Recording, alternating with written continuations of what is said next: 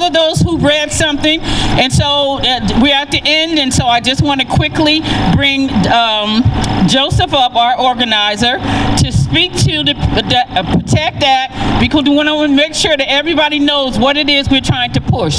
So if Joe, he knows I'm freezing, so he's going to come up here in a couple of seconds and tell us all about the Protect Act. We're going to be fast here. Thank you everyone for coming out today. Next week, the Judiciary Committee will be voting on the Protect Act. That's why we're here, in addition to celebrating Good Friday and Passover and following in these traditions of liberation. But we know that in the next week we have to hold our legislators accountable. We know that we have to end abusive restraints. We know the Department of Correction needs better oversight, and we know we have to end prolonged isolation. Senate Bill 1059 does that. New York just passed the HALT Act. It was signed into law. It's time for Judiciary to vote it out of committee. It's time for the General Assembly to pass it, and it is time for Governor Ned Lamont to sign it. That is all. Let's go, people! Let's go, people! Okay, I just want to close this with some other facts that we need to make sure that we can never just ignore in Connecticut. We know we live in a very segregated state, and we know our prison populations represent that segregation. Connecticut, blatant injustice is as present as the sun in the sky that we awake to every day. African Americans are the Israelites in ancient Egypt fighting 21st century slavery. We have been on a 401 journey for justice. Today is just another day of that justice. And the final thing that I want people to know is that Solitary and Northern, all those places were about the worst of the worst.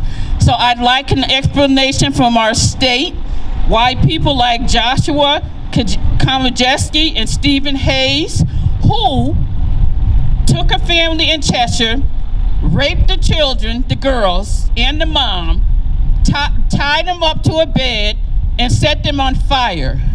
They were on Connecticut death row. Where are they now? They're in Pennsylvania.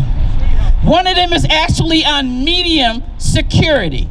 So I'd like Connecticut to explain to us what is the worst of the worst when we have people like this who escapes all this torture and abuse and gets to go to a prison in Pennsylvania and not only get to go there, but to be a medium security. So let's talk about Connecticut and its racism every day as we talk about what's going on with the abuse in Connecticut. Let's put Connecticut on spotlight about the racism and abuse and the torture that goes on in our state, primarily with African Americans and Latinos. If you look at all of these abusive spots, not only with the adults, but also with the young people, which is really disheartening that they do this to young kids too.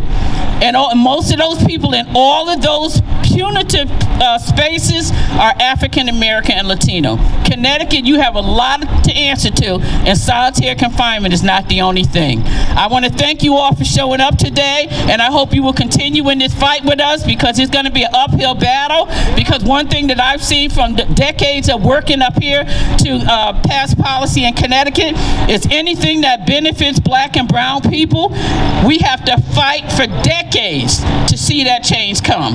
We're not prepared to fight for decades to end solitary confinement. We got to make sure that happens this session. This session, we want to see it happen. And I know it's possible, because when these men went and did what they did in Cheshire, within one session, we had a whole lot of policies got changed. We had people that were on parole doing fine. They all got pulled back into prison. They changed so much when this happened for the Cheshire people. So that shows us that it can happen. So we don't have to wait decades to end solitary confinement and abuse of our people. We can do that now. So let's continue. Let's stay on this journey and all celebrate together in the end that we finally stopped the abuse of our people, the breaking of our people's minds, the shattering of their minds and breaking their soul, that this is ending this year. Thank you very much, and let's get home and get out of the cold and be warm. Thank you very much.